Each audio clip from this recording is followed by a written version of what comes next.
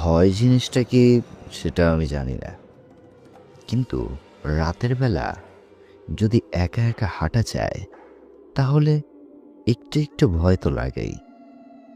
গভীর রাত, রাত 2টা বাজে। তখন আমি বাসায় আসছিলাম।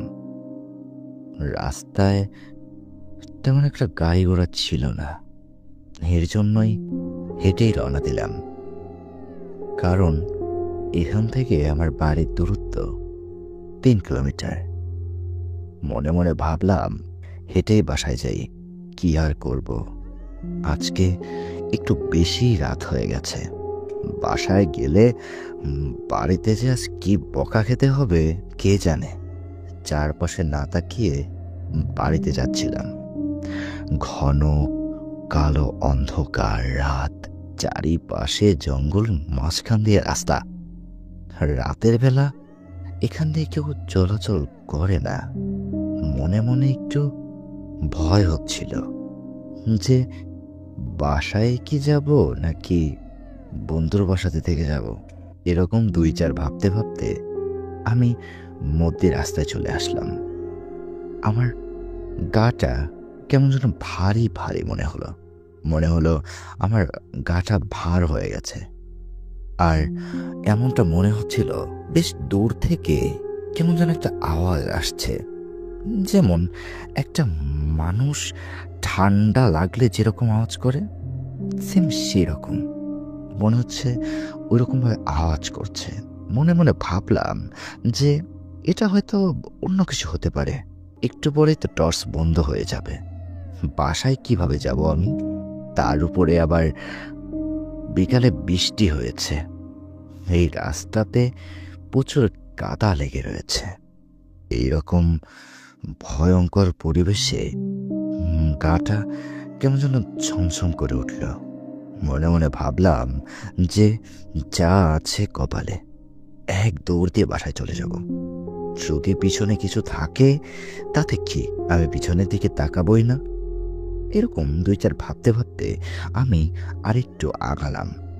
হাঁটতে হাঁটতে অনেকটুকু রাস্তায় এসে গেছি। তারপরে মনে মনে ভাবতেছি যে এখন ওরকম ভয়ঙ্কর কিছু চিন্তা না করে ভালো কিছু চিন্তা করি, তাহলে হয়তো ভূতের ভয়টা কেটে যাবে। তারপর আমি মনে মনে একটু ভালো কিছু চিন্তা করলাম, খাবার দাবার, মানে অন্যান্য কিছু, যাতে ভূত প্রেতের কথা আমার মাথায় না আসে। তারপরে হঠাৎ করে একটা জিনিস আমি খেয়াল করলাম। রাস্তার পাশে একটা ঝাড় রয়েছে, সেই ঝাড়ের ভিতরে মনে হলো যে একটু নড়ে উঠল। আমি একটু একটু ভয় পেলাম এবং পিছনের দিকে তাকাতেই আমি দেখতে পেলাম কিছুই নাই। তাহলে এরকম আওয়াজ বিড়াল কিংবা কুকুর হবে হয়তো। এগুলো চিন্তা না করে আমি আবারও সামনের দিকে হাঁটতে থাকি। আমি বলে রাখছি, বন্ধুর বাড়িতে বেড়ানোর উদ্দেশ্যে গিয়েছিলাম। গিয়ে রাতে সেখানেই থাকবো বলে ভেবেছিলাম, কিন্তু মায়ের অসুখটা একটু বেশি বেড়েছে। এর জন্য আমাকে তাড়াতাড়ি আমাদের বাসায় যেতে হবে। তাই রওনা দিয়েছি, কিন্তু রাস্তায় এই রকম যে অসুবিধা হবে আমার সাথে আমি তো এটা জানি না। যাই হোক, কোনো সমস্যা নাই। আমি আপন মনে আবারও হাঁটতে থাকি। মোবাইলের স্ক্রিনের যতটুকু আলোতে দেখা যায় ততটুকুই দেখে দেখে হাঁটছিলাম। এক পর্যায়ে সামনে দেখতে পেলাম পুরনো বিল রয়েছে। এই বিলের কথা অনেক আগেই শুনেছি।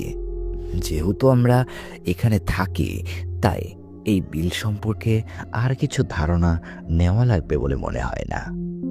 কারণ আমি জানি এই বিলে কি আছে। তাই বিলের দিকে না তাকিয়ে আমি আপন মনে সামনে হাঁটতে থাকি। হাঁটতে হাঁটতে বিলে মনে হচ্ছিল যে 50 থেকে 60 কেজি ওজনের কিছু একটা যদি উপর থেকে ফেলানো হয়, সিম সেরকম একটা আওয়াজ আমি শুনতে পেলাম।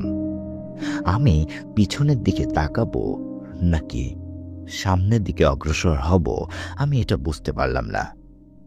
তারপরে ঝিরঝির করে বৃষ্টির ফোঁটা গায়ে পড়তে লাগলো আমার। ভয়ঙ্কর পরিবেশ, তার উপরে যদি বৃষ্টি হয় তাহলে বুঝতেই তো পারছেন কি হবে একটা মানুষের। তারপর আমি একটু খেয়াল করলাম যে আমার ঘাড়টা কেমন যেন ভারী হয়ে আসছে। মনে হচ্ছে যে আমি একটা একটা ছোট্ট মানুষকে আমি আমার কাঁধে চাপিয়েছি, কিন্তু আমার কাঁধে তো কিছুই নেই। এরকম ভারী অনুভূতি কেন হচ্ছে? তারপরে সামনে তাকিয়ে দেখতে পাই যে আমাদের কেন্দ্রীয় জামে মসজিদ। মনে মনে একটু শান্তি ফিরে পেলাম যে না, যাই হোক, এখন বাড়িতে তো যেতে পারবো। এটাই ছিল ছোট্ট একটা গল্প। আশা করি এই গল্পটা তোমাদের ভালো লেগেছে। যদি ভালো লাগে তাহলে অবশ্যই কমেন্ট সেকশন খোলা আছে, সেখানে আপনাদের মতামত জানাবেন। আর হ্যাঁ, এইটা বাস্তব জীবনের সাথে কোনো মিল নাই। আসসালামু আলাইকুম, সকলকে বিদায় দিচ্ছি।